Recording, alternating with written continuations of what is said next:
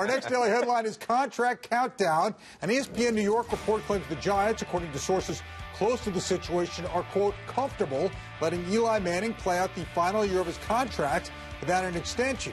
But NFL Network's Judy Battista, full disclosure, Anthony's wife, or Anthony is her husband, talked to Giants co-owner Steve Tisch today at the owners' meetings. And Tisch said he wants to get an extension done and keep Eli a Giant for life.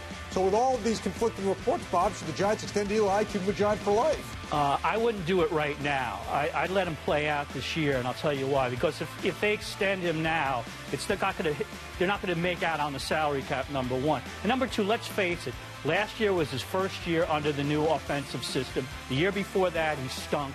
They didn't make the playoffs either year. What is he, 35?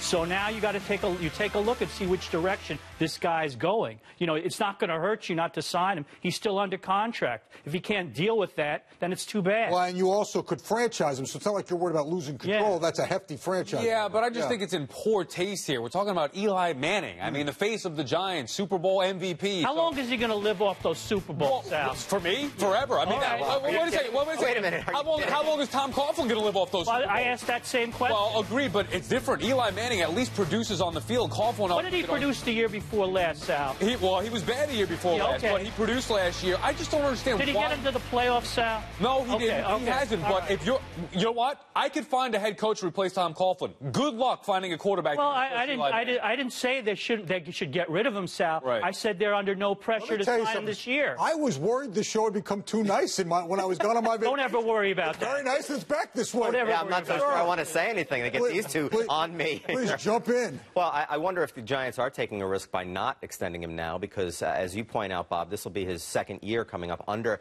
Ben McAdoo's offense, so you got to figure there's more comfort there. Plus, he's got a little secret weapon named Odell Beckham catching passes. That'll be 2 years for them together, him and Eli. More familiarity, more catches, more spectacular touchdowns. Maybe the price of Eli goes up if they wait a year. Well, I'm sure if they wait a year, they're willing to take that risk. They're measuring it. Don't forget, let's not get crazy. This is a cutthroat organization. Don't forget they cut Phil Simms. They got rid of him. When push comes to shove, though, end of the day, they are signing Eli Manning to an extent. There's no way they're The going only thing that makes Manning. this interesting is the way the Steelers treated Ben Roethlisberger, and the Giants, maybe, we don't know, might be taking a different tack. We'll have to see.